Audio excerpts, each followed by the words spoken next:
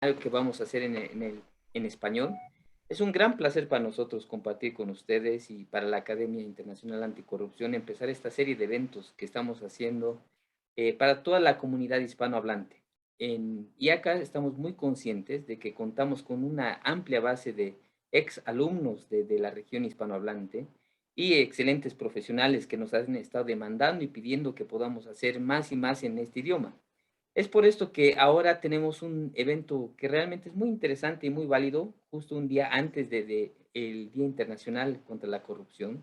Y hemos denominado a este evento Revolucionando la lucha contra la corrupción, ideas innovadoras desde el sector público y privado. Hoy tenemos como panelistas a tres queridos amigos, amigas de la academia, Patricia Carretero de España, a Fernando Ceballos de México y a Miguel Penailillo López de Chile. Y vamos a estar abordando sus experiencias. Realmente son gente con mucha experiencia que creo que va a enriquecer mucho la discusión. Si me permiten, quisiera presentarles primero a la academia para aquellos que aún no están al tanto de lo que estamos haciendo en la Academia Internacional Anticorrupción. Somos una organización intergubernamental e institución de enseñanza superior. Combinamos ambos, organismo internacional y un organismo académico, en materia simplemente de lucha contra la corrupción y compliance. Se ha establecido el 8 de marzo de 2011 y estamos en los 10 años de la academia y contamos actualmente con 80 miembros a nivel global. Estamos hablando de estados parte. Nosotros también promovemos la prevención y lucha eficaz contra la corrupción mediante educación y formación profesional, investigación académica, asistencia técnica a gobiernos y cooperación y creación de redes de profesionales, que es básicamente lo que estamos haciendo aquí con todos ustedes, estimada audiencia. Nuestros programas, me gustaría mencionar un poco los programas que tenemos, que se vienen. Tenemos el programa, el Postgraduate Diploma in Anti-Corruption Enforcement, que empieza clases en marzo, que se enfoca simplemente en el tema de la aplicación de la ley. El Diploma Ejecutivo en Anti-Corruption and Diplomacy, que combina estas dos áreas, la diplomacia y el anticorrupción, que se ha hecho conjuntamente con las Naciones Unidas, UNITAR.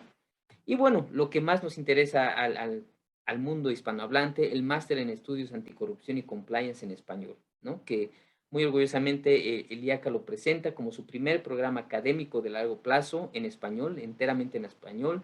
Va a abordar prácticas globales con expertos de todo el mundo. Dura 18 meses con 90 créditos que son transferibles en toda Europa. Es en línea y presencial.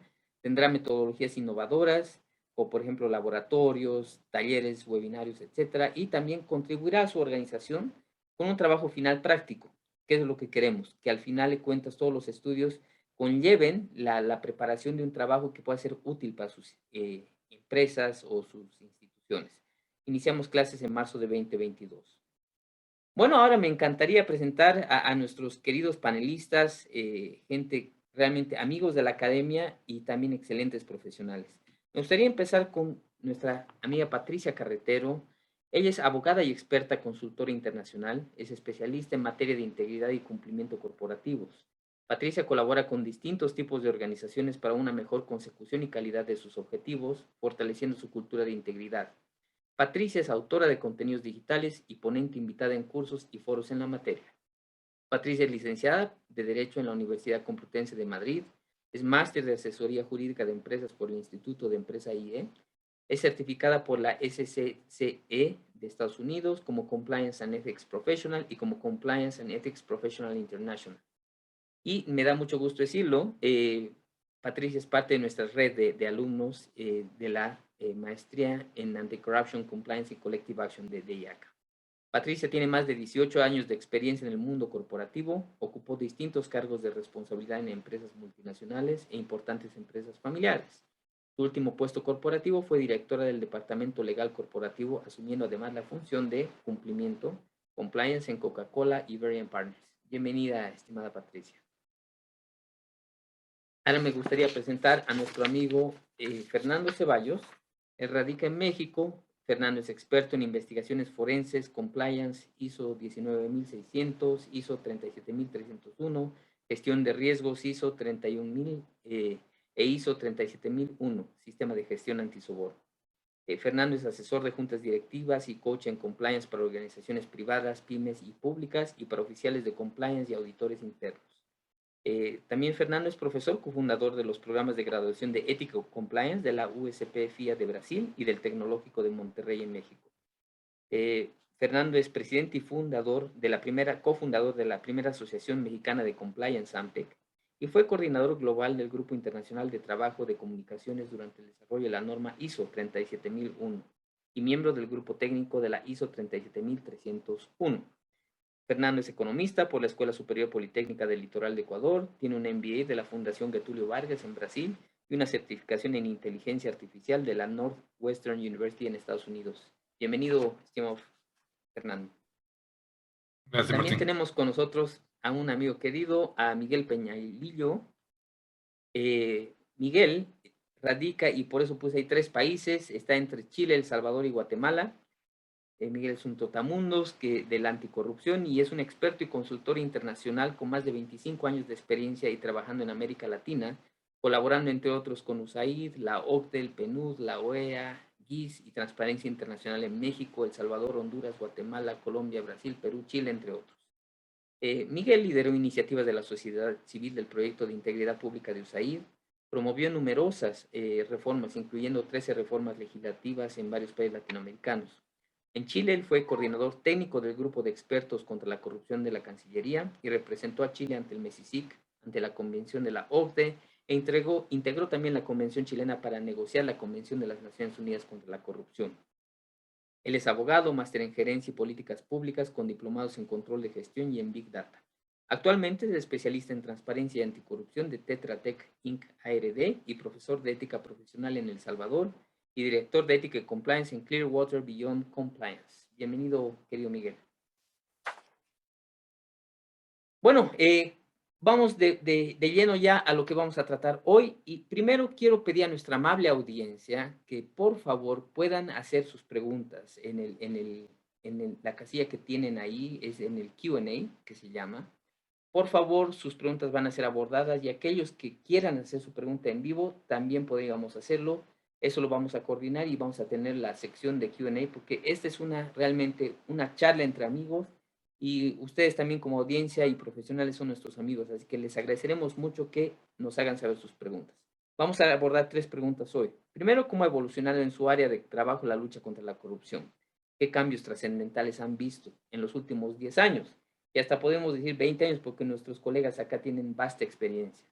La segunda va a ser cuál ve que es la tendencia de cambio en relación entre reguladores y empresas en la lucha contra la corrupción. Y la tercera es que nos compartan alguna estrategia o mecanismo innovador. Voy a parar de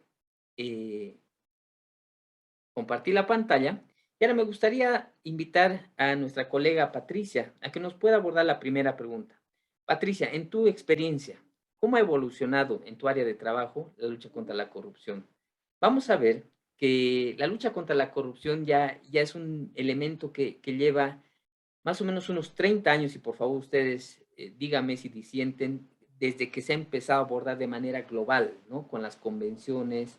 Incluso hoy me ponía a analizar si la convención de la OEA y de la ONU son adolescentes y a veces no son ni siquiera millennials nuestras convenciones. Estamos en un proceso de implementación bastante interesante. Pero ustedes nos pueden dar una muy buena información de cómo en su experiencia en estos 10, si quieres tú, Patricia, 15 años, cómo ha evolucionado y qué cambios trascendentales has visto. Muy bien, pues muchas gracias. Bueno, como ya has explicado, yo he desarrollado mi carrera profesional siempre en el sector privado, asesorando a empresas multinacionales y también empresas familiares. Y cuando he hecho la vista 10 años atrás, veo sin duda que hemos avanzado en muy buena dirección. El mundo es hoy mejor que hace 50 años y mucho mejor que hace 100. Está claro que nos queda mucho por conseguir y que siguen pasando cosas terribles, pero la tendencia es a mejor. Y hoy existe una menor tolerancia respecto a determinados comportamientos, ya sean ilegales o incluso siendo legales, que se perciben como faltos de ética. No hace tantos años existían prácticas frente a las cuales casi ni nos parábamos, ¿no? O no nos llamaban ni la atención y ahora nos producen un rechazo claro. Y en el mundo empresarial ha pasado lo mismo, ¿no? Yo lo veo claro. Ahora hay una conciencia más clara que hace 10 años de que las empresas afectan al mundo en el que vivimos, para bien o para mal.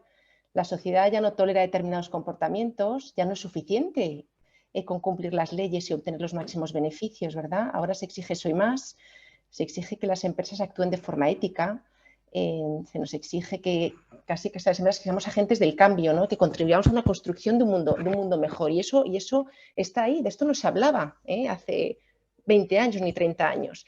Y claros exponentes, por ejemplo, de esta nueva mentalidad, pues son distintas manifestaciones que han ido haciendo en los foros empresariales, ya no solo la OCDE, la World Economic Forum, ¿no? Que ha acuñado el término de Stakeholders Capitalism, también instituciones privadas, ¿no? Como la BlackRock, que es una de las mayores, si no la mayor, la verdad que no estoy segura si es la mayor, pero una de las mayores gestoras de fondos en el mundo, con sus famosas cartas anuales, ¿no? La de 2019 de Larry Fink, donde claramente se va viendo, ¿no? que la corriente del capitalismo de los grupos de interés está ganando la batalla, ¿no? al de la primacía exclusiva de los accionistas. Otros ejemplos que yo estoy viendo en mi entorno, en el entorno empresarial, ¿no? Muchas compañías ya adquieren objetivos de desarrollo sostenible de Naciones Unidas o las exigencias que se están tomando en materia de ESG, ¿no? Que las compañías poco a poco están convirtiendo y están parte de su estrategia con estos nuevos compromisos. Y este cambio de mentalidad ha supuesto que muchas compañías estén ya en esto, ¿verdad? Y todo esto está íntimamente ligado con la lucha contra la corrupción en muchas de sus facetas. Ya estemos hablando de la corrupción entre sector público y privado o corrupción entre particulares exclusiva del sector privado. Lo que quiero poner de relieve es que lo que antes se consideraba como lo habitual y no tan tachable o censurable, o simplemente como el coste de hacer negocios, ahora se considera inapropiado. Y no digo que no siga ocurriendo, pero al menos hemos pasado de algo tolerado o algo que claramente no se tolera, ¿verdad? Y quien lo hace, al menos ahora, o se tiene que esconder más o tiene que esquivar más controles. Y no solo controles formales, también y más importantes me parecen los informales. Y antes, a mí me pasaba que antes yo hablaba con colegas en empresas, con ejecutivos, y hablaban de determinados comportamientos corruptos sin ser conscientes de que era algo malo, incluso alardeando de los mismos. Esto pasaba en España hace poco. No se veía como algo tan malo, ¿no? Por eso, yo creo que esto ya ha cambiado y repito que aunque sigan sucediendo, se siguen incurriendo en determinadas prácticas corruptas, por supuesto, pero yo creo que de verdad en menor medida y ahora además hay una mayor conciencia de lo que está mal, ¿no? Y esto tiene mucha trascendencia en las empresas, en el entorno empresarial, por ejemplo, en términos reputacionales. Así que, bueno, básicamente deciros eso, que es verdad que nos queda gran camino, que muchos de los profesionales de compliance y anticorrupción, a veces que hay una mentalidad muy pesimista, parece que conseguimos poco, parece que nos esforzamos mucho y que al final, de los finales, no hay tanto. Pues yo creo que la tendencia es claramente buena y hay que quedarse con eso, ¿no? Hay que quedarse que realmente vamos a mejor. Fijaos que en España, por ejemplo, la corrupción entre particulares es ahora un delito penal. Hace bien poco las empresas otorgaban regalazos entre unas y otras a los departamentos de compras y se veía como una cosa de lo más normal. Hemos pasado de eso a que ahora sea un ilícito penal. Fijaos ese cambio tan enorme. Así que eso, para mí el cambio más trascendental que he visto ha sido el claro cambio de mentalidad en el mundo empresarial. Gracias, Patricia. Y me gusta mucho lo que estás diciendo, porque estás empezando con una tónica positiva. Estamos mejor que hace 50 años, definitivamente. De hecho, el tema de que el soborno antes podía ser deducido de tus impuestos es algo que ahora sería impensable, ¿verdad? Antes, imagínense, para nuestra audiencia, en algunos países se podía deducir los gastos de facilitación que se llamaban de tus impuestos, ¿no? Que eran sobornos. Y hoy eso es impensable. Entonces estamos mejor. Pero tenemos que mirar hacia adelante. En ese sentido, me gustaría preguntarle a Fernando. Fernando, tú has estado tan involucrado en todo lo que es la elaboración de estándares internacionales como las ISOs. Y eso se ha dado en los últimos años, década. ¿Cómo tú ves esta evolución? ¿Cuáles has visto? ¿Cómo ha evolucionado en tu área, Fernando? ¿Y cuáles han sido los cambios más trascendentales que has visto en tu experiencia, Fernando? Hola a todos y gusto saludarte, Martín, Patricia, Miguel, qué gusto y Kustra, hi. La verdad es que la evolución, más bien que la evolución, yo creo que ha sido un cambio de paradigma, sobre todo en cuanto a entender el significado y el valor, la reputación de una organización. ¿Sí? ¿Y por qué hablo de la reputación? Yo creo que hoy por hoy todo el mundo está conectado, globalizado, ya se sabe a través de un tweet lo que pasó en China mientras nosotros dormimos, ya estamos en la madrugada, nos suena el teléfono y podemos ver la noticia en primera instancia. Entonces, hoy la reputación se vuelve crítica en las organizaciones, en las empresas. Y la verdad que cuando hablamos de reputación, a veces nosotros decimos, me importa o no me importa, porque al final de cuentas vivimos lastimosamente en un mercado emergente, que estamos teniendo una serie en la firma de diferentes temas de compliance en mercados emergentes, y este mercado, mi perro se emociona cuando escucha. Está muy bien, el tema de compliance lo emociona. Este, en mercados emergentes, y estos mercados emergentes, lo que reina es la impunidad. Entonces hay un desbalance entre me importa mi reputación y no hay un enforcement, una aplicación de la ley debidamente correcta en diferentes países en Latinoamérica. Entonces, ¿qué es lo que pasa? ¿No? ¿Cuál ha sido una tendencia a nivel internacional? Sobre todo porque vivimos esta paradoja, ¿no? Por un lado, sí me importa mi reputación y por otro lado, sí, no me importa tanto porque nunca pasa nada.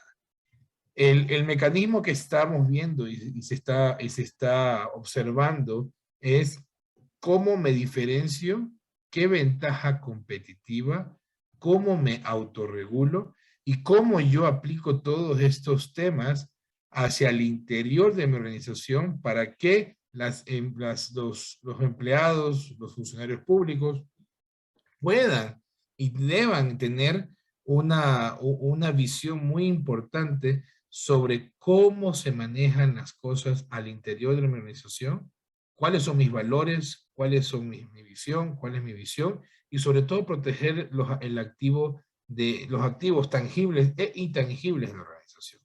Entonces, eso es lo que hemos visto y hemos estado observando que hacia allá va todo el mercado latinoamericano, todo el mercado, mercados emergentes, y hay que ser muy sincero, y esto está siendo impulsado por las grandes economías que vivimos, existen en el mundo, que ya te exige tener programas de integridad, que ya te exige tener programas de compliance para poder entrar a esos países, hablamos específicamente de Estados Unidos, y que ya es un mandato para comenzar a crear esta cultura de integridad si quieres trabajar con ellos. Entonces, a medida que va avanzando y evolucionando el mundo, la competitividad ya no se basa solamente en precio y calidad. Yo soy economista de formación. Entonces, la verdad es que no se trata de oferta y demanda, y si no, ya no tampoco se trata de servicios y entrega o el just in time como hablaban los japoneses, sino se trata ya hoy de tu reputación. Y esa reputación, cuánto vale y cuánto genera valor a tu organización. Entonces, todo esto es programas de integridad, más allá de llegar o no llegar a una certificación, que lo veremos más adelante, pero lo importante aquí es que la reflexión del público es, hoy, tu reputación, ¿cuánto vale? Y si no te vale tu reputación, ¿por qué no te vale? Y si vas a crear una ventaja competitiva, ¿cuál va a ser esa ventaja competitiva que vas a tener en el mercado y que pudieras acceder a mercados mucho más grandes, mucho más competitivos, donde puedes tener una demanda mucho más atractiva, pero sin programas de integridad no vas a llegar a ningún lado. Gracias, Fernando. Y miren, algo que yo quiero rescatar de lo que nos dice Fernando, el tema de la reputación, que no es solo aplicable al ámbito empresarial, ¿no? y privado, tiene un gran costo en el ambiente político también. No olvidemos, por ejemplo, grandes escándalos de corrupción o información que ha sido transferida, por ejemplo, a través de Panama Papers o los Pandora Papers, tiene un costo reputacional y político muy alto. Entonces, también esto puede ser fácilmente trasladado y aplicado al sector público, ¿no? ¿Cuánto cuesta tu imagen, tu reputación? Y eso tiene un alto valor. En ese sentido, yo quisiera dar ahora el lugar a Miguel, porque Miguel nos va a dar también una visión muy desde el Estado, la sociedad civil. Miguel ha estado muy involucrado en el tratamiento de toda la normativa anticorrupción en varios países en Latinoamérica, desde una visión del sector público, pero ahora Miguel también nos puede dar una visión del sector privado. Miguel, ¿cuál es tu ves que han sido los cambios trascendentales en estos más de 20 años de experiencia que tú tienes en el sector? Bien, muchas gracias, Martín. Es un placer para mí ser invitado por la IACA. Gracias a ti, y también es un placer para mí estar junto a Patricia Carretero y Fernando Ceballos en este webinar. Bien, en 5 minutos uno puede dar alguna idea, digamos, pero lo que primero voy a hacer un disclaimer. Todo lo que yo diga será limitado. Segundo, acotado a la Latinoamérica, y seguramente injusto respecto a todo lo que sucede en el combate a la corrupción. Pero en todo caso, advierto que será de buena fe, ¿no? Efectivamente, en los últimos años se ha pasado desde los tratados anticorrupción que nacieron a fines de la década de los 90 y comienzos de la década del 2000 a las políticas públicas anticorrupción. Hemos pasado primero por los discursos en los 90 hasta los acuerdos internacionales.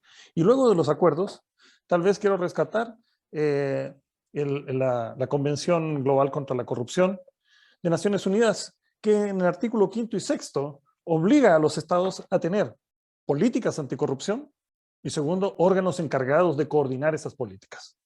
Entonces, eso ha sido un buen paso hacia adelante porque ha centrado la discusión de la política a las políticas. Sin embargo, entonces ahora ya es más fácil identificar quién está a cargo, cuál es su política, y es más fácil demandarlo por parte de sociedad civil y sector privado a los gobiernos. Ahora, justo comenzando la década del 2000, se produjo el ataque a las Torres Gemelas y por otro lado se impulsó fuertemente, especialmente impulsado por las políticas norteamericanas, fuertes mecanismos nacionales e internacionales para fortalecer la inteligencia financiera, la colaboración entre equipos nacionales de investigación de casos de corrupción, transnacional, lavado de activos. Se han promovido iniciativas para recuperar activos y también para transparentar los beneficios reales de las compañías. ¿Quién está detrás de las estructuras opacas? Esto que nació como una lucha contra el terrorismo, hoy en día es considerado necesario para generar un mercado más transparente y seguro.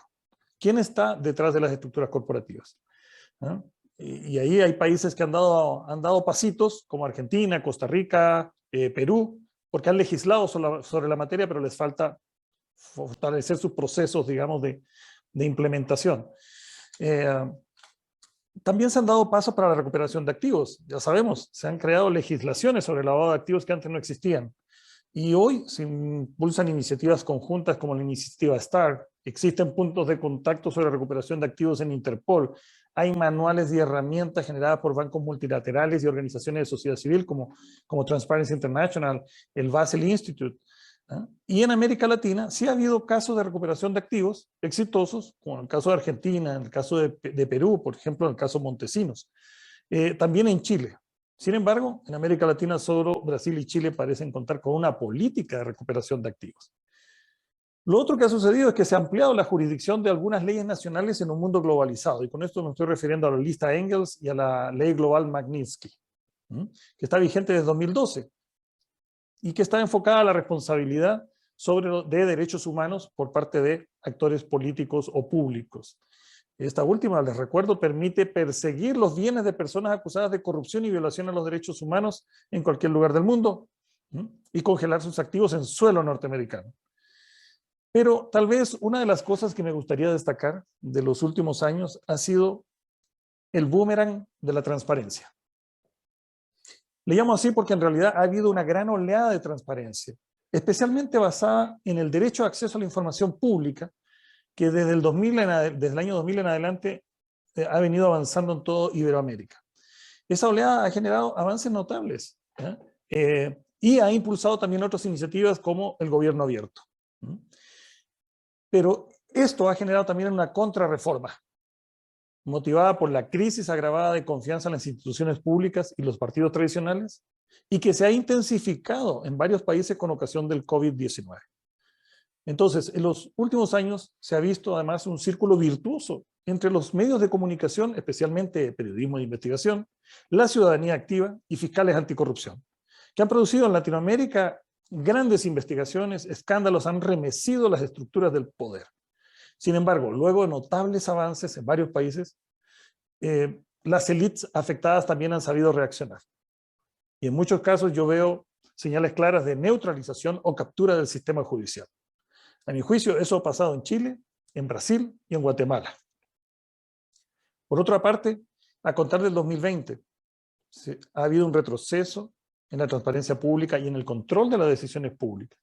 2 meses después del primer paciente de COVID en América Latina, que fue en Brasil, se levantaron alertas preventivas ya por diversas organizaciones y organismos multilaterales.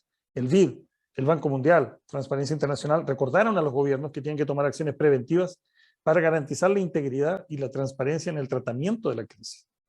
Las respuestas fueron bien diversas, sí. A pesar de todas las advertencias, hay países que dieron un pestañeo de transparencia, ¿no? Y otros que llegaron a la opacidad flagrante, especialmente en Centroamérica. ¿Cómo es posible que un plan nacional de salud sea secreto por 5 años? ¿Cómo es posible que sean secretas todas las compras? Entonces, en varios países de Latinoamérica se han visto escándalos, especialmente en entidades gubernamentales, de corrupción en medio de la pandemia, donde además están involucradas empresas privadas, que en un momento de emergencia, con un cierto nivel de monopolio, oligopolio o captura de un determinado sector, ofrecen servicios a precios inaceptables en medio de una escalada de corrupción, en medio de una pandemia. Se le ha llamado también la pandemia de la corrupción. Por lo tanto, ahí el sector público y el sector privado han quedado al debe. En algunos países ya se ha recuperado el nivel de transparencia anterior y en otros todavía permanece en un nivel de opacidad que realmente es notable. Y notable por lo perjudicial, por lo negativo. Eso diría por ahora.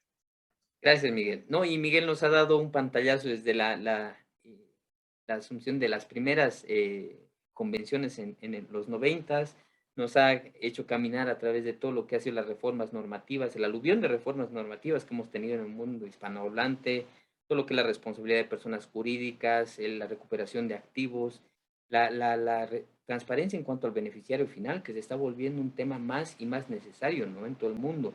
Y lo que me gusta, el boomerang de la transparencia. Realmente, Miguel, el tema de la transparencia ahora está en boga. Creo que Hispanoamérica y Latinoamérica es un área muy hospitalaria para iniciativas de transparencia. Siempre lo he dicho. Otra cosa es cómo se implementan, pero vemos cómo va la implementación y no creo no sé si coincidirán conmigo nuestros queridos ponentes, pero se han implementado muchas iniciativas de transparencia en Latinoamérica. Con eso quisiera ir a la siguiente pregunta y Patricia, quisiera que nos digas, ¿cuál tú ves que es la tendencia de cambio en la relación reguladores-empresas? A ti te ha tocado estar desde el lado de empresas.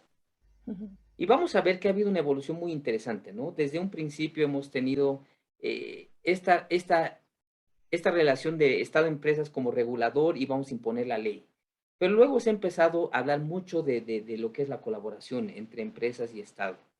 Creo que los casos brasileños han sido realmente algo muy didáctico para nosotros en ver cómo la delación premiada puede funcionar, cómo el tema de incentivos en cuanto a certificaciones puede funcionar, y eso está evolucionando. En ese sentido, Patricia, ¿cuál ves tú que es la tendencia de cambio en la relación reguladores-empresas en la lucha contra la corrupción?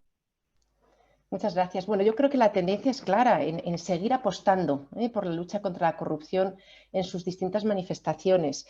Claramente el regulador y distintos organismos, ¿no?, se han hecho eco de esta exigencia social de la que hablaba al principio, dando lugar a muy variada y cada vez más exigente normativa en materia anticorrupción. No voy a nombrar aquí ya las que todos conocemos, ¿no?, pero lo que es claro es que lo que empezó ahora sigue, ¿no? En el ámbito internacional, la semana pasada la OCDE emite una nueva recomendación en materia anticorrupción, ¿verdad?, donde, entre otras cosas, recomienda a los países que implementen incentivos al compliance, indicando que las compañías con programas de cumplimiento eficaces deben ser reconocidas por parte de la administración pública en cuanto a conceder ventajas públicas, ya sean incluidas las subvenciones, las licencias, contratación pública, etcétera, etcétera. También la semana pasada en Estados Unidos se ha dado otro paso adelante, ¿no? Se ha publicado un documento denominado Estrategia de los Estados Unidos para la lucha contra la corrupción como un interés fundamental de la seguridad nacional en los Estados Unidos. No sé si lo habéis visto, yo honestamente tengo pendiente el verlo, pero en los foros especializados le está dando una gran trascendencia, ¿no? Y todo lo que pasa en Estados Unidos al final, por lo menos hasta ahora, nos vamos haciendo eco de todos, ¿no? El otro día estaba en un foro donde se hablaba de China y caray, yo creo que estamos mirando poco a China y deberíamos mirar más, pero bueno, todavía no sé si en materia anticorrupción exactamente, pero en materia general, estratégica, financiera en el mundo, en fin, yo creo que tenemos que mirarnos menos al ombligo, al menos en Europa, y mirar más allá. Pero bueno, claramente Estados Unidos siempre ha sido un referente, ¿no?, en materia anticorrupción, y este ha sido un último gesto de esta semana o de la semana pasada, ¿no? En el ámbito europeo, pues la directiva 1937, perdón, de 2019, que obliga a que los estados aprueben ya en 2022 leyes que obligan a muchas compañías a instaurar canales de denuncia realmente eficaces, no cualquier cosa, y que otorguen alta protección a los que denuncian determinados incumplimientos acaecidos en el seno de la organización, entre ellos comportamientos corruptos. Además, bueno, no voy a mencionar todas las normas UNE, porque tenemos aquí al super experto, mi colega Fernando, pero a mí, aunque no son autorías del regulador, para mí estas normas son siempre un referente, ¿no?, claro, de por dónde van y deben ir las cosas, ¿no? Y este año ha sido la nueva norma UNE ISO 37301 de sistemas de gestión de compliance. Eso también marca muchísimo hacia dónde van las tendencias, ¿no? Y estos son algunos ejemplos del ámbito internacional.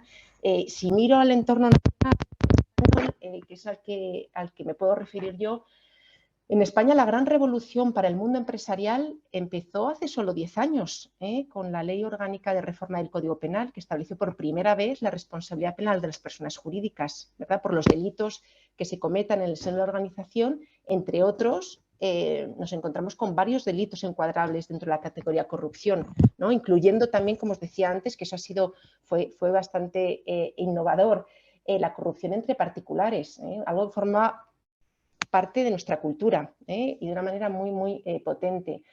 5 años más tarde, otra ley orgánica introdujo la oportunidad de que las personas jurídicas, las empresas, básicamente pudieran quedar exentas de responsabilidad, si antes de la comisión del delito, pues, y entre otras condiciones. Pero bueno, si el órgano de administración había adoptado una serie de medidas organizacionales y de gestión para prevenir que se cometieran los delitos, los famosos programas de cumplimiento.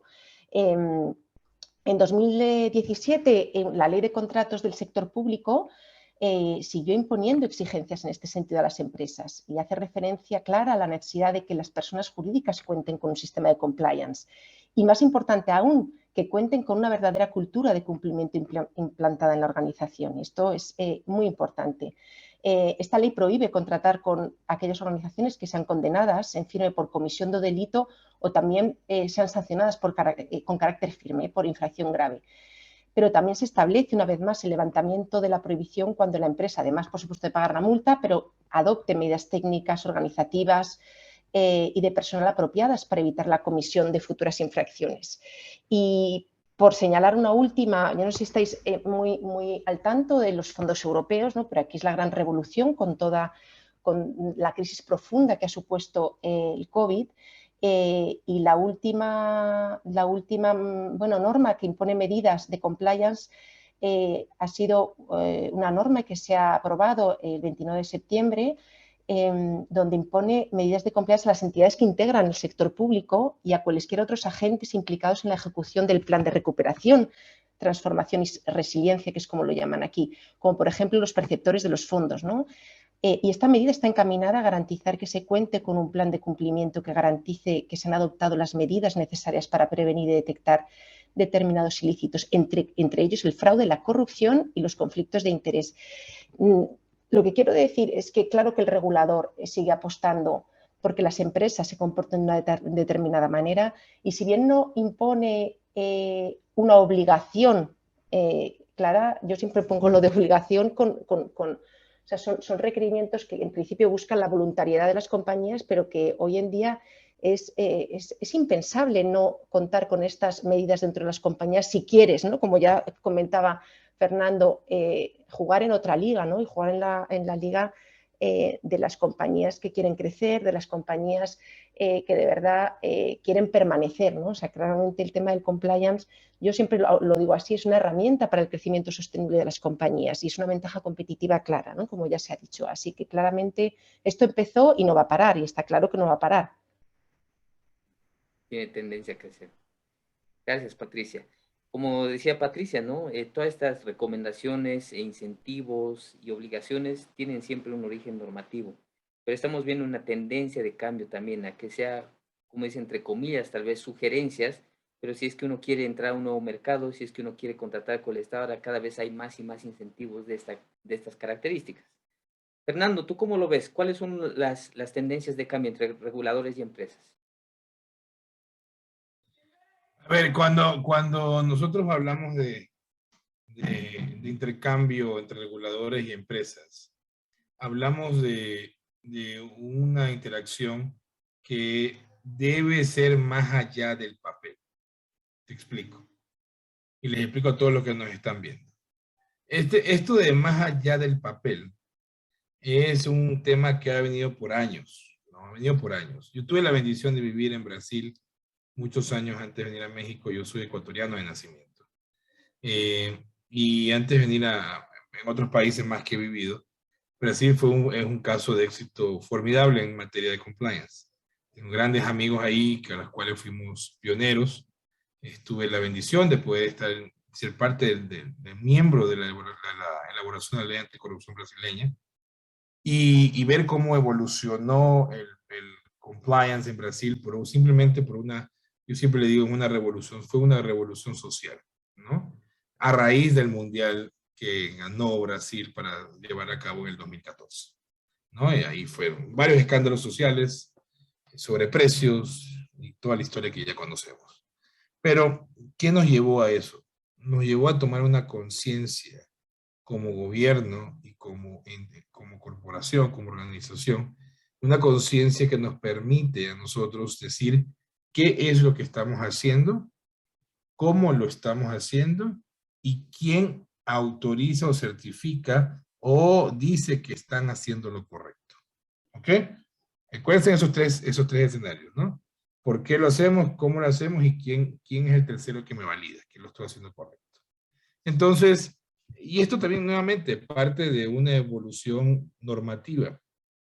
Y esta evolución normativa donde vivimos en impunidad. Disculpen por reiterar este punto, pero esta interacción de empresa y gobierno siempre ha sido de papel. Siempre, siempre, siempre, siempre, siempre.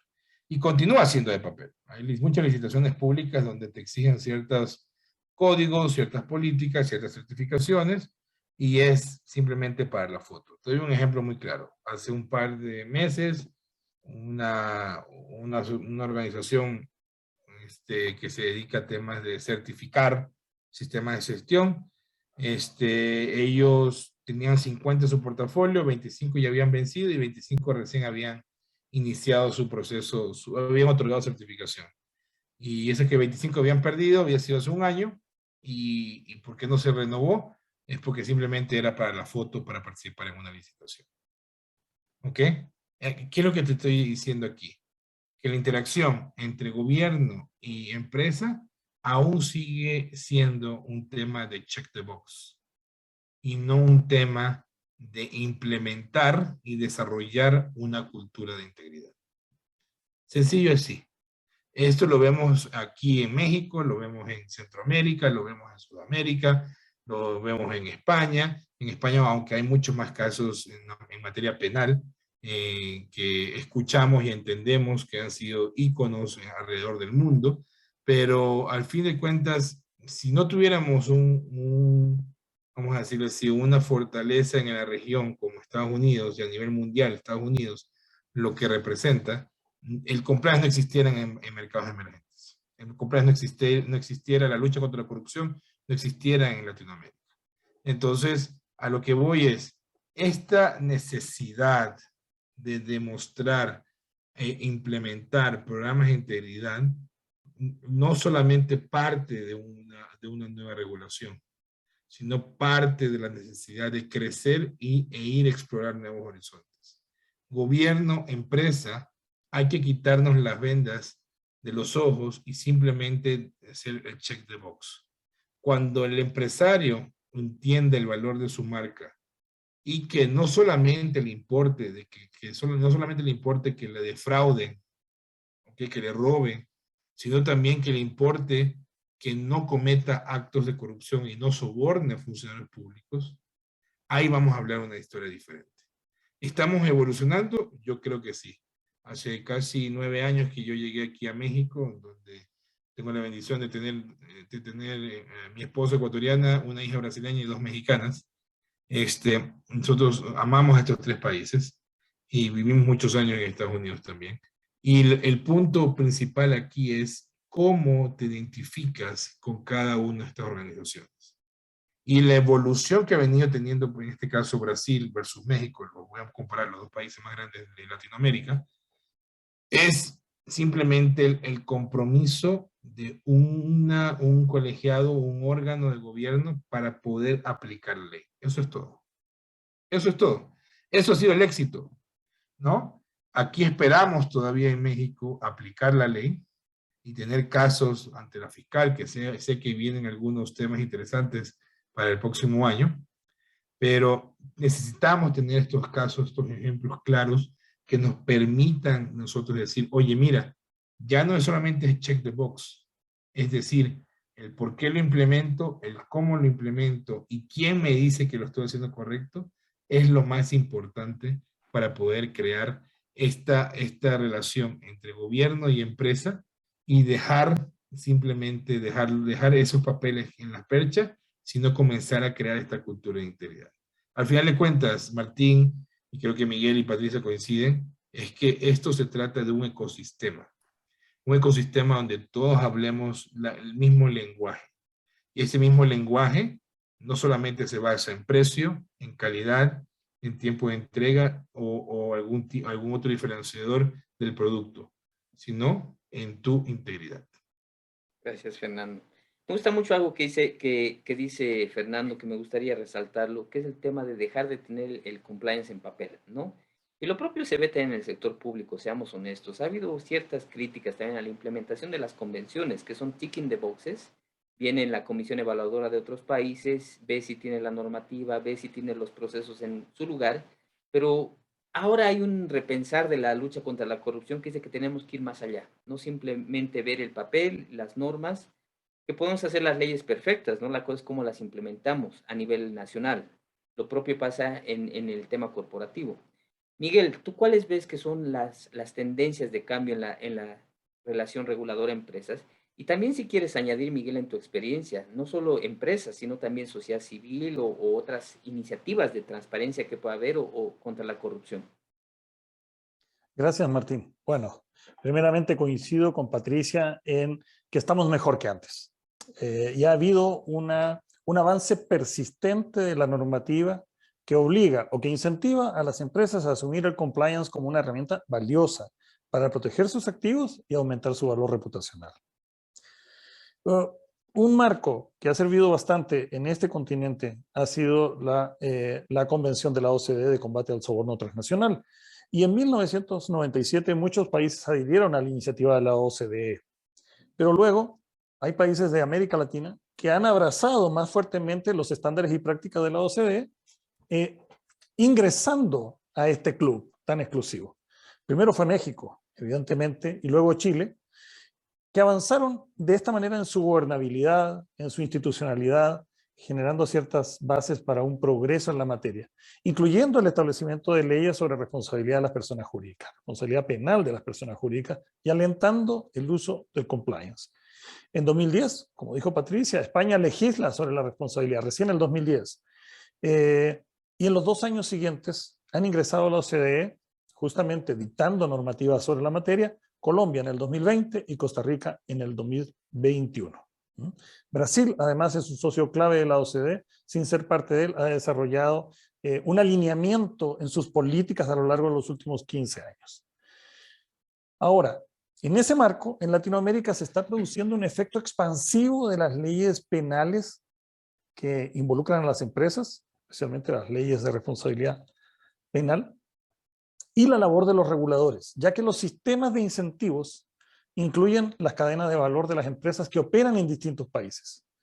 Y la Latinoamérica, que antes era digamos, un conjunto de islas fragmentadas en un mundo globalizado, ha tenido mayor porosidad en sus fronteras, ha habido inversiones y ahora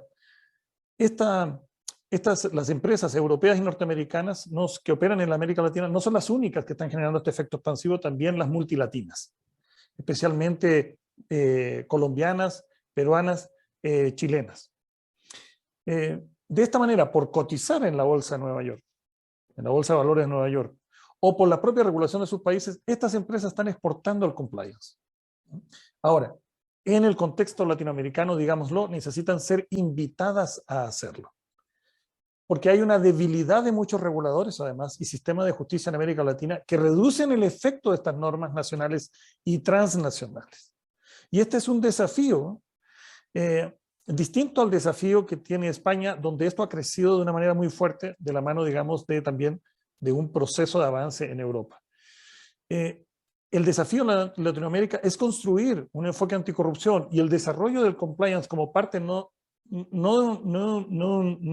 to-do list ni de un check, sino que de un cambio cultural, es hacerlo en un lugar donde el imperio de la ley es débil, donde la cultura de la legalidad no es igual. Usualmente se da mucha importancia a las herramientas penales, el castigo a personas y empresas por diversos delitos, fraudes y corrupción. Pero se hace porque la tarea de promover un acuerdo de cambio cultural en torno a los valores y a la legalidad de un país es una tarea vasta, que no se agota en un gobierno y tampoco en una generación. Lo bueno del compliance es que posibilita oportunidades de cambio a nivel de las empresas y a lo largo de las empresas. Y en este sentido, el sector privado genera una externalidad positiva, que es un actor que puede generar capital social a través de su cultura empresarial. Ahora, retomo lo que dice Fernando. La regulación, pero lo digo así, la regulación del compliance también puede ser de papel. Es evidente que el compliance puede ayudar a las empresas a ser más efectivas en la lucha contra la ilegalidad, el fraude, la corrupción. Sin embargo, en un nivel mucho más amplio, la empresa privada requiere que haya una fortaleza institucional en el Estado y una voluntad política, un cierto acuerdo mínimo de que esto debe funcionar y que no va a ser, básicamente, que esto no va a ser ni un dilema del prisionero, ni va a ser un costo sencillamente que tienen que asumir las empresas sin tener ninguna utilidad, digamos, como contraprestación. En este sentido, yo sí creo que el compliance público puede aportar en este sentido. ¿Cómo pueden invertir en compliance las empresas si sus reguladores no lo hacen? Yo sé que hay países donde la idea del compliance público en América Latina está dejada de lado, porque se dice, esto ya lo hacemos. Perdóneme, no necesitamos el compliance. Pero eso es en estados donde, llamémosle, la adhesión a la ley, el principio de legalidad en los actos públicos está fuertemente asentada y tiene una tradición. Pero no es así en todos los países. Sin entrar a discutir dónde debiera haber y dónde no, yo sí sostengo que es necesario que los reguladores garanticen a los regulados que tienen la fortaleza necesaria para conocer, apoyar, fiscalizar, sancionar prácticas defraudatorias y corruptas. Y una manera de hacerlo es que se sometan a las mismas reglas. ¿Cómo puede ser que el sistema de justicia o los órganos reguladores en los distintos países no estén sometidos a reglas de compliance, pero sí sean los encargados de verificar que las empresas privadas lo hagan? Entonces, a lo menos en los mercados regulados, eso debiera ser una norma. Esa es mi idea y hasta aquí dejo la conversación. Gracias. Gracias, Miguel. Muy interesante lo que dice Miguel, lo vamos a rescatar también, y rescato el tema de compliance público, que sí, yo también lo he estado viendo, y como dice, algunos países lo dejan de lado, dicen que ya tenemos las normas en lugar, ya estamos implementando esto, pero realmente es ir más allá, especialmente también para empresas públicas, ¿no?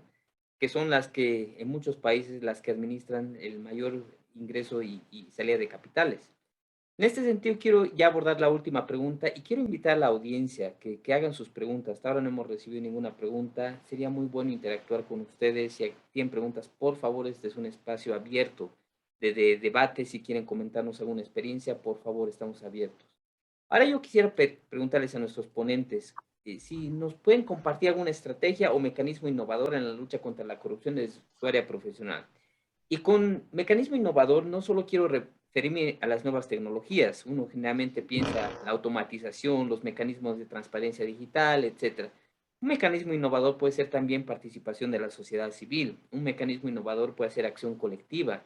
un mecanismo innovador puede ser nuevas formas de relacionamiento con nuevos actores y hacer más amplio el espectro de acción. Entonces, con esta mirada muy general de qué puede ser un mecanismo innovador, yo quiero pedirle a Patricia que nos comparta, porque lo que queremos ahora con este evento es también dar ideas a la gente, no simplemente una discusión que se va a quedar en el análisis y ya, sino también ser propositivos e invitar a la audiencia también a tomar en cuenta estas experiencias, analizarlas bueno, pues de ahí vamos a dar un punto de partida para mayores discusiones.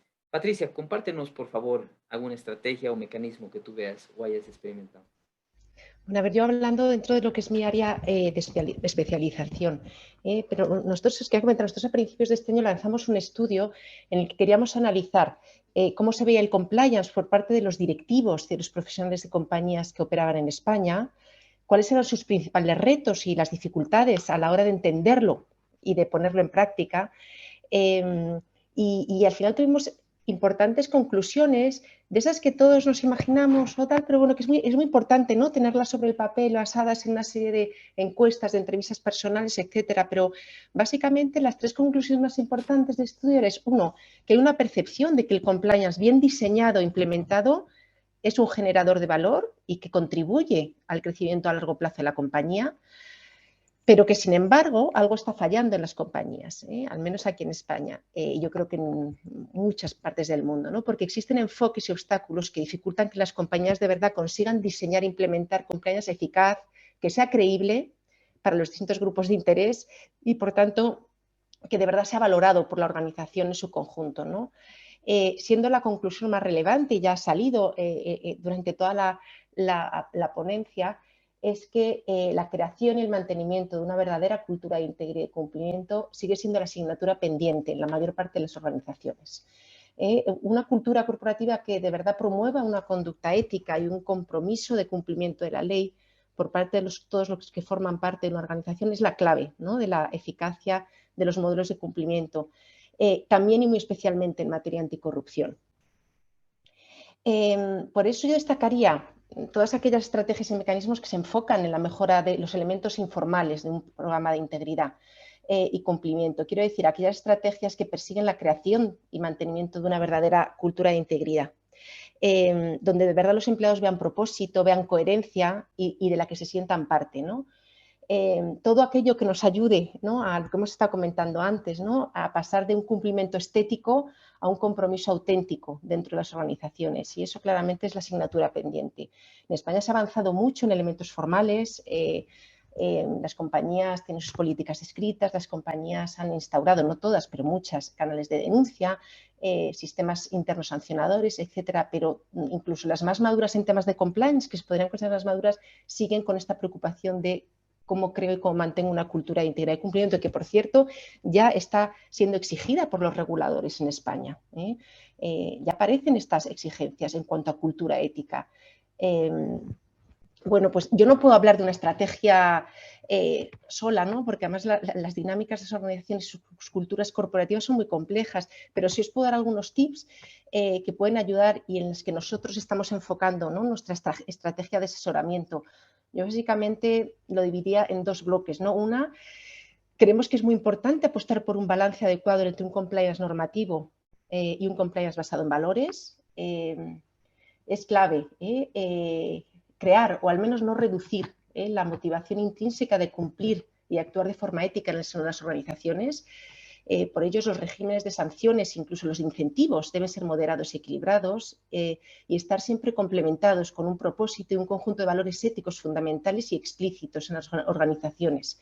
Una buena práctica es que los valores, incluso el propósito, sean el producto de cierto consenso dentro de la organización. El propósito y los valores no se pueden quedar una vez más en un proyecto de un año que invertimos en esto, se ponen los valores, 4 carteles y luego al cabo de los años nadie sabe cuáles son los valores de esa compañía, ¿verdad? Tanto el propósito y los valores deben ser infundidos en toda la organización, en sus políticas, en los procesos y en las prácticas que se llevan a cabo dentro de esa organización. Principios y valores como, por ejemplo, la justicia organizacional, la transparencia, la honestidad, la diversidad, la inclusión, el speak up, ¿no? Ese ambiente en el que los empleados tengan la confianza de hablar y aprender de los errores, son valores especialmente motivadores y promotores de una cultura ética.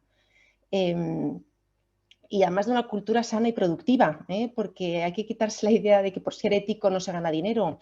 El ser ético está muy bien en sí, ¿verdad? O sea, es claro, pero yo siempre digo que hay una idea romántica en eso, que además yo me creo, si estamos aquí es desde luego para intentar ser mejores, ya seamos como ciudadanos, como personas o como empresas, pero es que además hay una parte que vende, porque ahora la sociedad está exigiendo hacer las cosas bien a las compañías, lo cual se está convirtiendo en un leitmotiv para muchas compañías el cómo ir por ahí, ¿no?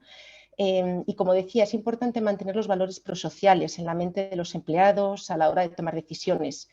Y esto va a reducir, y hay estudios que lo demuestran, la probabilidad de incumplimientos, y además hace, y también hay estudios de esto, que los trabajadores sean más felices y productivos, ¿no? Por otra parte, y como especialistas en comunicación y liderazgo, creemos que la concienciación, la sensibilización de los líderes, por un lado, en las compañías, pero también del resto de niveles de la organización, por otro, es clave para facilitar una verdadera cultura de integridad y cumplimiento. Respecto a los directivos, pues todos sabemos que el liderazgo desempeña un papel importantísimo en el cambio de cultura y que la influencia de los líderes de una organización en el comportamiento ético o no ético de sus miembros se ha demostrado empíricamente, ¿no? Entonces, ¿qué hacemos con los líderes? Bueno, pues se diseñan planes, ¿no?, para formarles y entrenarles, para que se comporten y para que comuniquen de una forma consciente y coherente. Desde luego dando ejemplo con su propio comportamiento, siendo muy consciente de lo que determinadas dinámicas suponen y producen en los empleados hacia abajo, ¿no? También se insiste, y esto es muy típico, en no tapar o justificar las malas prácticas empresariales, una tendencia clara, donde te llaman y dicen, ya ha pasado este horror, este tal, y es como, bueno, pero que no se sepa, bueno, pues pero vamos a intentar que no. Eso es tremendo, porque las cosas se saben en las organizaciones y de poco sirve, ¿no? El taparlas, muy al contrario, se vuelven en contras. Y como os decía, o sea, hacerles conscientes de que determinadas dinámicas y determinado lenguaje promueven determinados comportamientos de riesgo entre los empleados. Así que todo lo que sea dotarles de herramientas para diseñar contextos de trabajo que fomenten un buen comportamiento, ¿no? Por ello, pues, hay que incorporar consideraciones éticas y de cumplimiento en la estrategia corporativa. Y no solo en la estrategia corporativa, también en la estrategia de negocios, para que no se quede en una cosa intangible, ¿no? Es esencial instaurar procesos que aseguren ciertos criterios de integridad y cumplimiento. Y se tienen que tomar en consideración en la toma de decisiones, en el día a día de la compañía, en las políticas de contratación de colaboradores, de terceros, en la promoción interna, en los criterios incluso para fijar los objetivos, los cálculos de variable y otros reconocimientos. Al final, los programas de incentivos deben adaptarse, ¿no?, para reconocer y recompensar a quienes ejecutan sus responsabilidades dentro de un marco de ética, ¿no? Y también a quienes desarrollan nuevas habilidades en este campo, ¿no? Al final, si queremos que la integridad y el cumplimiento sean una realidad en la organización, pues las consideraciones éticas y de cumplimiento deben valorarse y reconocerse de manera clara, ¿no? Y luego no olvidar al middle management, ¿no? Al final estamos trabajando mucho con CEOs, con consejos de administración, con directivos, pero realmente eso hay que bajarlo al middle management, que es el que de verdad ven los empleados en su día a día. De poco nos sirve que el CEO una vez al año y en el código de ética firme la carta y diga qué importante es esto, etcétera, etcétera, y que luego, no sé, a lo mejor sería un trabajador un poco sensible, bueno, se le pone la carne de gallina y dice, me lo creo, tal cual, pero eso, si a la semana, ¿verdad?, llega otra vez a su puesto de trabajo y ve que de eso no hay nada en su día a día, que el middle management en él no ha calado esa cultura y esa manera de hacer las cosas, pues de poco sirve, ¿no? Así que yo sé que se habla mucho del tone from the top y es muy importante, sin duda hay que empezar por ahí, pero no olvidemos el middle management porque es el que de verdad cala en el día a día de todos los empleados. Y respecto al resto de miembros de la organización, ya yendo a otros niveles, bueno, pues es muy importante, ¿no?, ser consciente de que también aquí hay que trabajar, ¿no? Incidir en que la cultura de responsabilidad de todos los miembros de la organización es la responsabilidad de todos, trabajar mucho en la sensibilización interna. Nosotros hacemos muchas campañas con esto, campañas que consigan enganchar a los principales colaboradores, que son los empleados. Al final el comportamiento de las empresas solo se transforma para mejor si el cambio es elegido y no impuesto, y esto es importante. Y para ello, por ejemplo, todo lo que son prácticas colaborativas, la búsqueda de opiniones, el feedback, son grandes aliados. Es fundamental contar con los que llevan el negocio. Hay que hacerles sentir que cuentan, hay que escucharles activamente, hacerles ver su rol y su aportación. Y también lo que ganan como profesionales. Muchas veces se ve que estos temas de compliance parece que es como para salvar, en fin, no voy a decir una palabra horrible que se dice aquí en España, pero en fin, a los de arriba, ¿no? Es un tema con el que todos ganamos y tienen que poder ver que no es un obstáculo para ellos, ¿no? Que al final les hace copartícipes también de los éxitos y también de los fracasos, ¿no? Y luego una cosa importantísima es que no se trata de decirles solo lo que está prohibido, hay que explicar los porqués. A mí eso siempre me ha resultado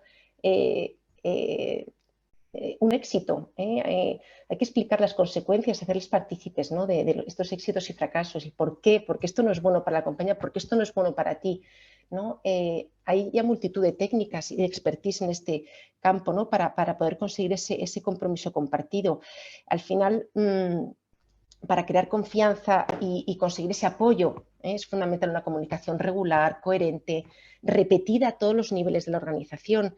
Y además una comunicación a nosotros nos ha servido mucho y nos está dando buenos resultados, es que no haya una comunicación de compliance por un lado y otra de negocio por otro lado, porque al final otra vez lo alejas del negocio, ¿no? Lo que queremos es que forme parte de la estrategia, y cuando es comunicación de compliance, la gente mira para otro lado diciendo qué rollo, qué tiene esto que ver conmigo, qué aporta esto, ¿no? Al final el poder meter mensajes de valores éticos, de temas de compliance, cuando se están comunicando temas de negocio, cifras de negocio, etcétera, etcétera, es muy bueno, ¿no?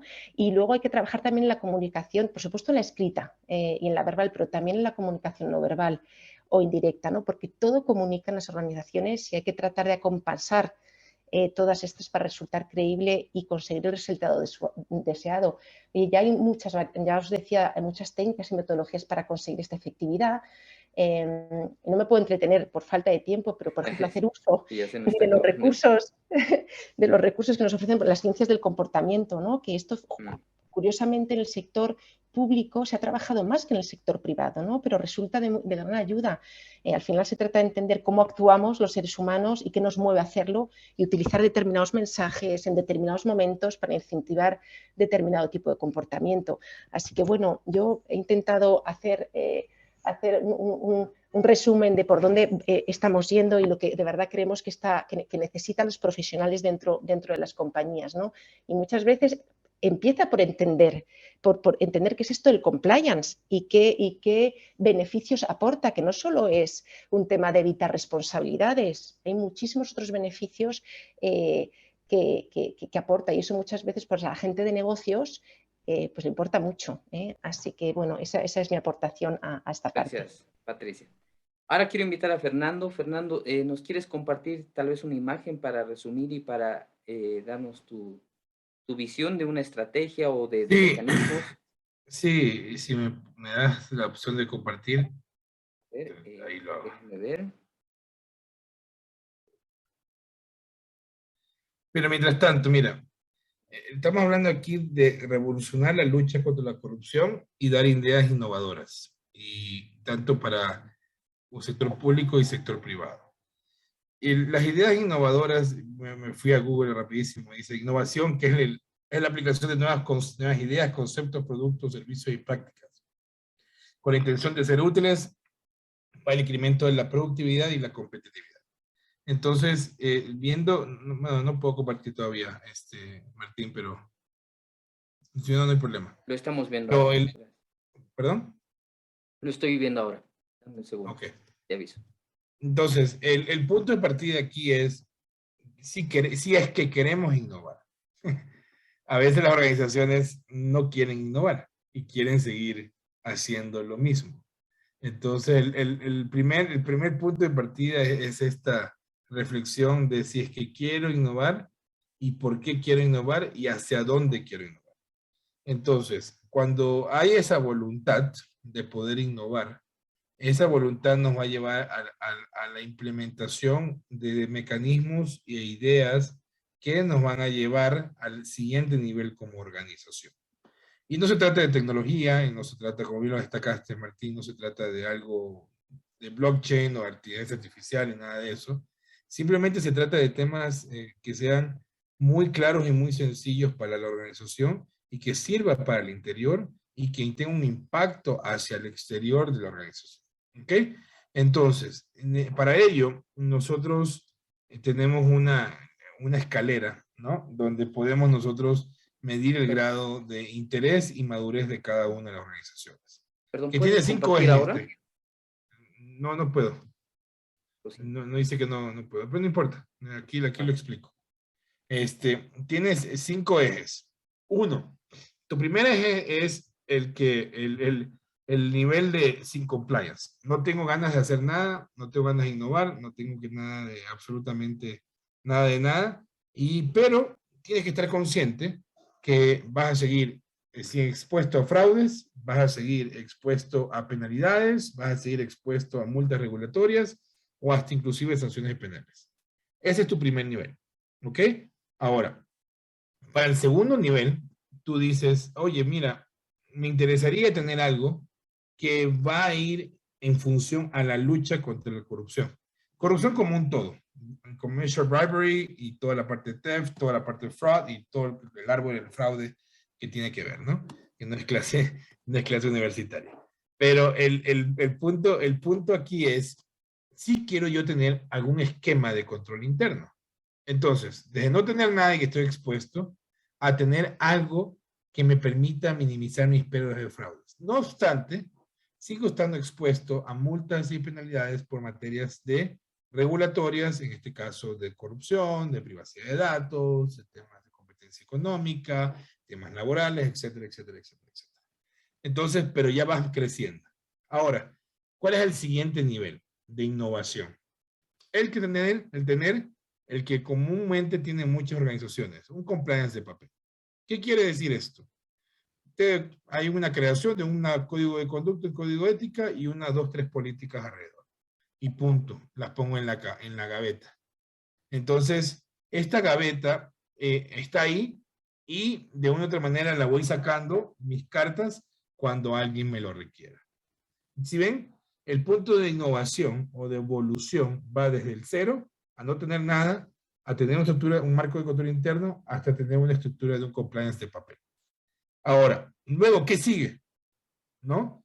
Luego, de verdad, me dicen a la red de dirección, oye, pero aquí no estamos creando ninguna cultura de integridad, no estamos promocionando las buenas prácticas, no estamos Perdón, viendo... Fernando, ¿sí puedes compartir ahora tu pantalla? Ahora sí. Disculpa. Entonces, no estamos aquí viendo y evolucionando el tema de la cultura, y luego vamos a ver lo que es un enfoque basado en riesgos. Bueno, entonces aquí voy a innovar al siguiente nivel, que voy a enfocarme a cómo está mi operación, qué riesgos yo enfrento y cómo los voy a controlar, y sobre todo cómo los voy a colocar a indicadores de gestión. Cómo los voy a comunicar, cómo los voy a sensibilizar, cómo voy a capacitar, y esto va a ir promocionando al interior y al exterior de mi organización, de mi cultura de integridad. ¿Ok? Este enfoque basado en riesgos.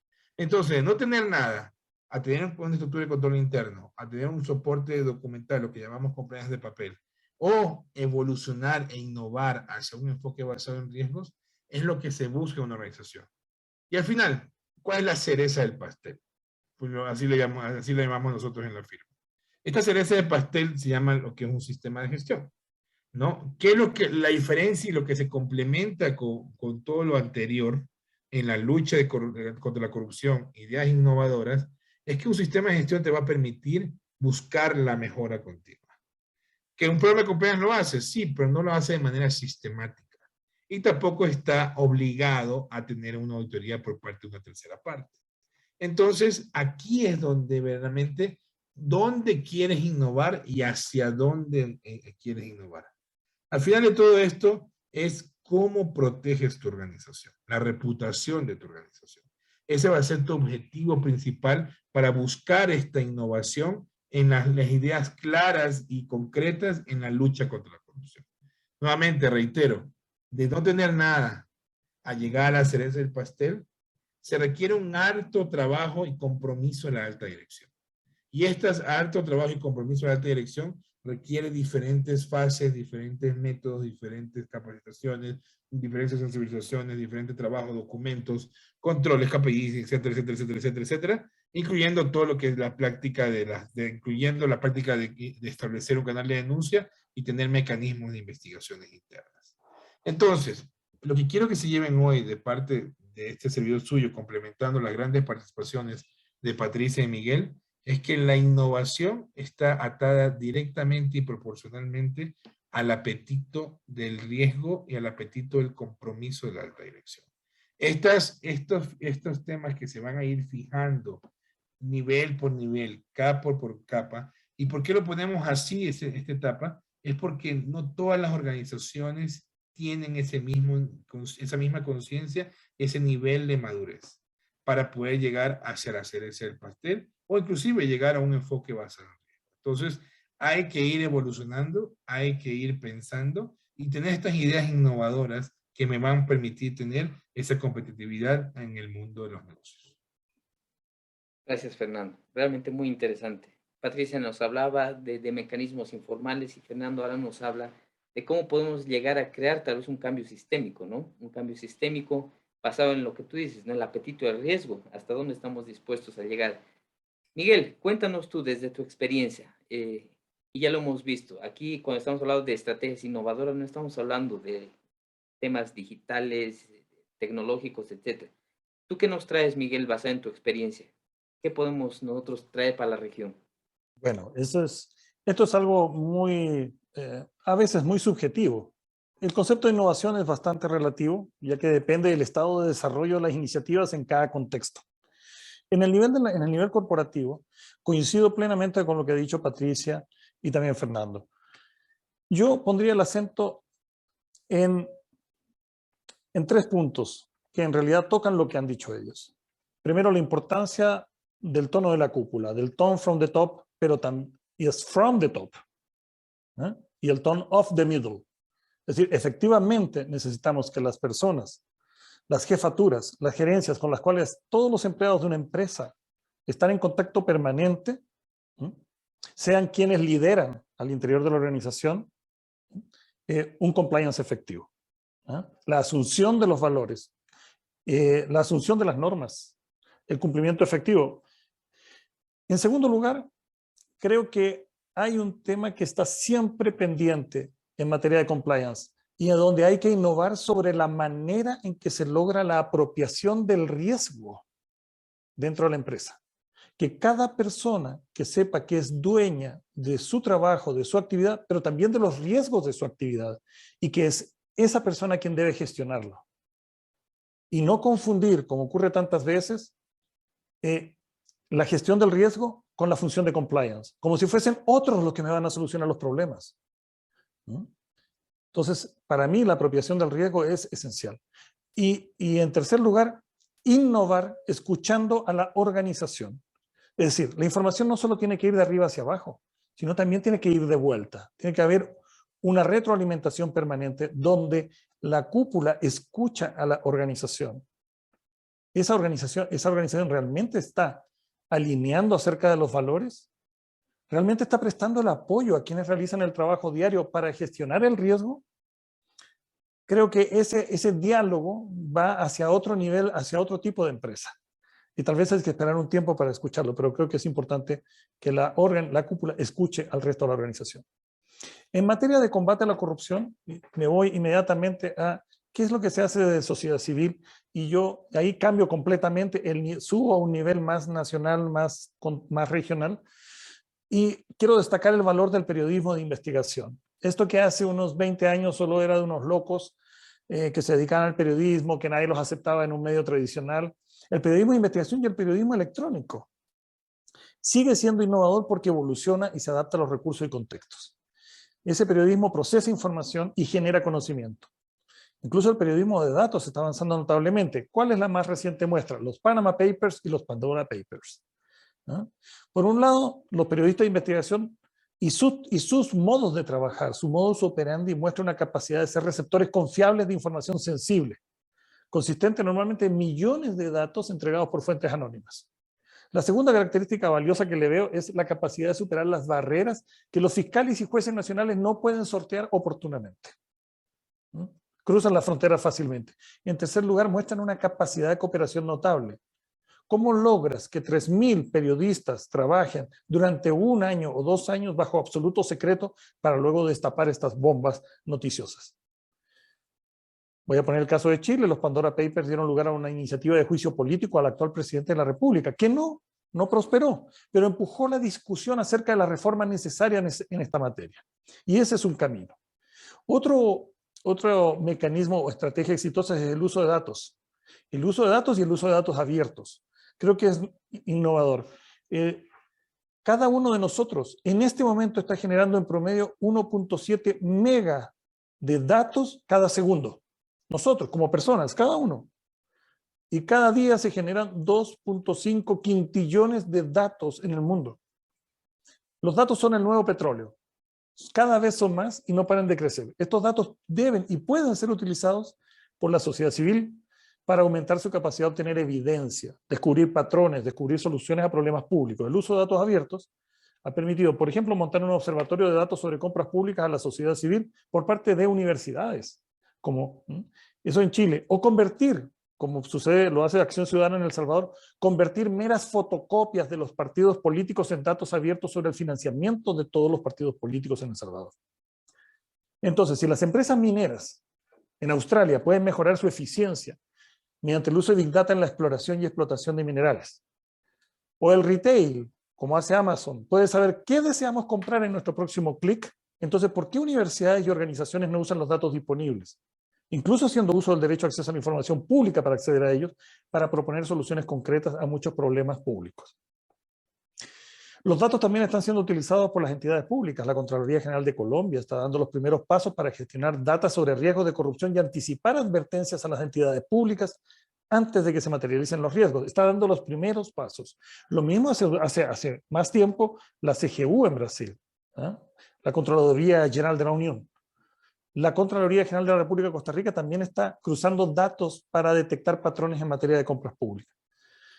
Ahora, desde el sector público también debo decir que veo muy positivo que algunos países se sometan a evaluaciones de integridad pública bajo el prisma de la OCDE. El enfoque de la OCDE es menos diplomático que otros organismos intergubernamentales o multilaterales. Y se basa en la recomendación del Consejo de la OCDE del 2017 que apunta a fortalecer la integridad pública a través de 3 ejes. La cultura de integridad, los sistemas de gestión y la rendición de cuentas, o lo que en Latinoamérica decimos la responsabilidad, porque todavía no asumimos la noción de rendición de cuentas. Entonces, la OCDE está apoyando mediante asistencia técnica y estratégica a múltiples entidades públicas en el continente sobre integridad, control y servicio civil. Destacan ahí los trabajos del organismo anticorrupción de Perú por alinearse con los estándares de la OCDE, de Brasil, de avanzar, pero decididamente liderando reformas y políticas alineadas con una visión más comprensiva del problema de la corrupción. La OCDE se ha enfocado en resolver el problema de la gestión de los riesgos en la gestión pública y en el control externo y cómo se articulan mejor los controles. Y otro elemento que está impulsando es el fortalecimiento del servicio civil, el mérito y la transparencia. Estábamos revisando ciertos antecedentes de la pandemia y encontramos un muy buen ejemplo de que hay cosas que sí se pueden hacer, incluso en la peor de las emergencias.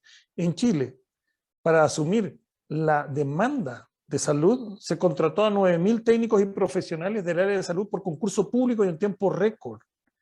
Y ese es un ejemplo de que sí se pueden hacer bien las cosas, a pesar de la emergencia, de que todo andas corriendo, de que todos tienen que cuidarse, de que hay temor.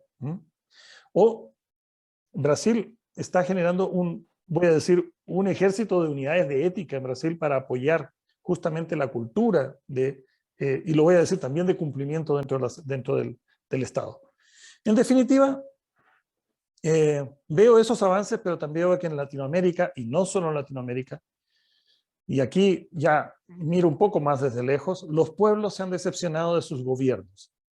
Hay decepción, inestabilidad y descontento con la democracia. Pero no todo se debe al débil funcionamiento de la democracia o a una visión antigua de la democracia, muy electoral. Sigue siendo el mejor sistema que equilibra nuestras libertades y nuestra búsqueda colectiva del bien común. Pero hoy el abuso de las redes sociales, el poder de empresas tecnológicas, la sentimentalización de la política, la manipulación de los hechos o la posverdad ha generado condiciones para un retroceso democrático y de nuestros derechos básicos y cívicos. Y aquí digo, a modo personal, el populismo a través de medios tradicionales y alternativos de información está desmontando la democracia en América Latina y está poniendo en juego nuestros derechos y lo de las empresas. Las bases que sustentan cómo se da seguridad a todos los actores para operar en la vida privada y pública. ¿Cuál es el liderazgo ético esperado en ese escenario? Mi opinión personal es que una de las cosas más innovadoras que podemos enfrentar es la renovación de lo que entendemos por democracia en nuestros países, a la vez que protegemos el núcleo fundamental de ella, el derecho a tener voz, la libertad de opinión, el derecho a asociarse, la participación. Gracias. Gracias, Miguel. Gracias. No, realmente ha sido una charla, pero muy enriquecedora. Realmente he aprendido mucho de sus opiniones. Ahora me toca la muy difícil tarea de tratar de hacer un resumen de todo, porque, bueno, hemos estado pidiendo a la audiencia que nos dé sus preguntas. Ha habido más comentarios que preguntas. Muy rápidamente, en cuanto a la evolución, algo que me ha gustado mucho que Patricia nos ha dicho, estamos mejor que antes, estamos mejor que hace 50 años, ¿no? Y creo que Fernando y Miguel coinciden en ello. Ahora se habla mucho y eso nos decían nuestros panelistas, de una conciencia de lo que es el tema de los riesgos, de una conciencia de la necesidad de tener sistemas de integridad. Hemos tenido un avance muy grande en cuanto a marcos legales, marcos institucionales, en cuanto a todo lo que es la inteligencia financiera, nos decía Miguel, y también en cuanto a lo que es la recuperación de activos, la transparencia del beneficiario final. No obstante, con este buen inicio que hemos tenido, con una tónica positiva de que estamos mejor que antes, también se ha hablado de cuál deberían ser las tendencias en el relacionamiento entre el sector público y privado. Y bueno, hablábamos de que no solo el incentivo tiene que ser legal, ¿no? Porque mucho se habla del incentivo legal y en realidad estos incentivos legales que han sido impulsados desde el norte, desde Estados Unidos, han tenido mucho eco en la región hispanohablante. Nos decían que en España simplemente hace 10 años ya que se ha implementado el tema de la responsabilidad de personas jurídicas, pero veamos a Latinoamérica, que es muy reciente, de muy reciente data, toda la normativa de, por ejemplo, la sanción de las responsabilidad de personas jurídicas, pero también estamos viendo que ahora se está dando una tendencia en el relacionamiento en cuanto a incentivos, que no solo son legales, sino también incentivos en cuanto a gestión, incentivos de negocios, donde, como nos decía Fernando, es muy importante ahora para el tema corporativo, el tema reputacional, ¿no? ¿Cuánta importancia le damos a la reputación? Ya hemos visto y hemos abordado y todos coinciden de que la reputación tiene mucho valor. Hay que monetizar esto si quieren hablarlo de esa forma. Tiene mucho valor para la empresa, pero también, como lo decía Miguel, para el sector público, porque los riesgos reputacionales, la imagen política, tiene un serio riesgo. Hace 2 años que yo estaba en Latinoamérica y veía un aluvión, un torrente de movilizaciones sociales en toda Latinoamérica, y mucho de esto también tiene un costo político y un tema reputacional. En cuanto a las estrategias, y algo que me ha gustado mucho, todos tal vez esperaban nuestra audiencia de que cuando hablemos de estrategias innovadoras y revolucionando la lucha contra la corrupción, uno se habrá imaginado que íbamos a tener un software increíble que nos iba a detectar los riesgos de corrupción. Hoy vamos a hablar de Big Data, hoy vamos a hablar de todo lo que son las nuevas tecnologías, pero me ha gustado mucho la forma de abordar de nuestros panelistas, de que la revolución en la lucha contra la corrupción ahora tiene que ser distinta. No vamos a hablar solo de leyes, de instituciones, sino hasta, como le decía Patricia, mecanismos informales, la comunicación, cuán importante es dentro de una empresa la comunicación que vaya desde las altas bases hasta abajo y también desde abajo hacia arriba, ¿no? Esos mecanismos informales que nos hablaban, que no son solo la comunicación, sino el liderazgo, sino cómo nosotros transmitimos estas ideas dentro de la empresa y también seamos honestos, dentro del Estado, cómo podemos generar una verdadera cultura de ética. Y ahí entraba la presentación de Fernando, que nos decía que una cultura de integridad tiene que ir desde el inicio de la cultura de integridad hasta un cambio sistemático. Él hablaba de un sistema de gestión. Y eso él hablaba de que tiene que ser también viendo cuál es el apetito de riesgo. Y me gusta mucho siempre, hace años que veníamos hablando del apetito. ¿Cuán dispuesto estás tú como empresa a arriesgarte? Y lo propio debería ser transmitido al sector público. Y ahí entraba Miguel y nos hablaba de que el combate con la corrupción ahora se ha visto también fortalecido por el tema de acceso a la información. Algo que me gusta que él dice es que la información ahora es el nuevo petróleo, y es cierto. Veamos los escándalos que han surgido con estas grandes empresas de social media que están lucrando con nuestra información, y realmente cómo no utilizar eso en la lucha contra la corrupción, ¿no? Lo hemos visto en los Pandora Papers, en los Panama Papers, el valor de la información, pero ahí hay un elemento transversal que creo que todos lo han abordado, y es la cooperación. La cooperación no solo entre Estado y empresa, sino entre Estado y sociedad civil también, y entre la misma sociedad civil o el área de los medios de comunicación, los medios que ahora se han unido, por ejemplo, en estas grandes colaboraciones contra ver el tema de paraísos fiscales, información, etcétera, ¿no? En este sentido, yo me llevo de esta charla que la revolución no solo es digital, la revolución no solo es tecnológica, es una revolución de pensamiento, una revolución en cuanto a cómo nosotros vemos la cultura de integridad. Y les agradezco muchísimo porque estamos avanzando, pero hay mucho por delante. Y en conmemoración del Día Internacional de Lucha contra la Corrupción, quiero agradecerles porque es refrescante lo que nos han dicho. Les quiero pedir que en 30 segundos se despida cada uno, nos dé unas palabras finales y con eso ya estamos cerrando el evento. Patricia. Bueno, yo antes que nada agradeceros el contar conmigo. Ha sido un placer, desde luego, compartir con vosotros, Martín, Miguel y Fernando. Y bueno, básicamente yo es que soy una persona muy positiva y me creo de verdad. Yo he visto cambios en organizaciones y las he visto de primera mano, ¿no? Esto es lluvia fina, los temas culturales no son fáciles, pero yo creo que es bastante alentador, aunque muchas veces digo, nunca hay que mirar para atrás. Yo creo que en esto hay que mirar para atrás para saber todo lo que hemos conseguido hasta ahora, ¿no? Es verdad que miramos hacia adelante y decimos, Dios mío, nosotros no veremos lo que queremos ver, pero realmente hay que ver siempre el lado positivo, y ha habido muchas cosas positivas. Yo vuelvo a insistir en que la tendencia es lo importante, y la tendencia va en la dirección que queremos. Gracias, Patricia, gracias. Fernando. Miren, la conclusión más importante aquí es la parte de cómo vamos a llevar a cabo el compromiso colectivo de la lucha contra la corrupción. Ese es el tema principal de gobierno, empresas y sus asociaciones civiles para llevar ese compromiso. La parte más fácil es crear una ley, entre comillas, ¿no? La parte más difícil es aplicarla y que las empresas se apliquen a esa ley. Entonces, creo que tenemos un buen camino por delante. Seguimos evolucionando, seguimos trabajando, seguimos cada uno de sus trincheras promoviendo estas prácticas de integridad, pero sobre todo promoviendo ese compromiso que todos debemos tener desde los niños hasta los adultos. De mi parte, muchas gracias, Martín y Aka, siempre es un placer trabajar con ustedes.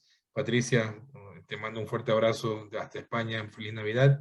Y igualmente, Miguel, un gusto saludarte, un gusto conocerte por esta vía y aquí los espero por Ciudad de México. Muchas bendiciones. Gracias. Gracias, Fernando.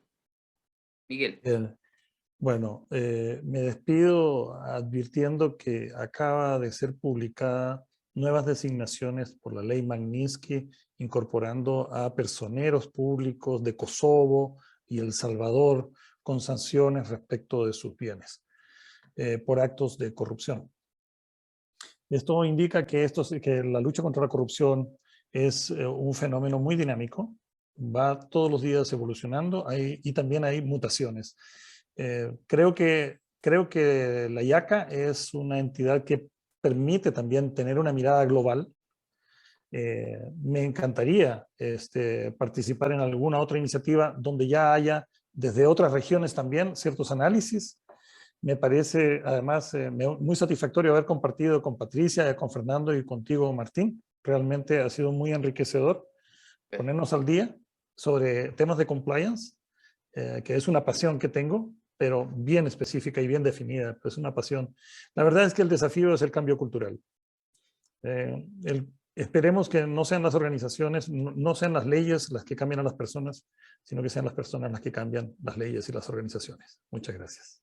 Gracias, Miguel. Queremos agradecer nuevamente a nuestra querida audiencia que se ha quedado con nosotros ahora. Este evento ha sido grabado y va a ser publicado en nuestro portal web porque me parece muy importante poder revisitarlo y analizar. Yo he tomado tantas notas, pero creo que lo voy a volver a escuchar. Les agradezco mucho, colegas. Han enriquecido esta charla. He aprendido mucho de ustedes. Un abrazo a toda la audiencia. Feliz día de lucha contra la corrupción a todos nosotros que estamos tratando de hacer algo. Esto creo que es algo que no debemos desmerecer, este esfuerzo. Estamos poniendo un granito de arena y a toda nuestra querida audiencia también gracias. Un abrazo a todos y bendiciones. Muchas gracias, cuídense mucho. Gracias.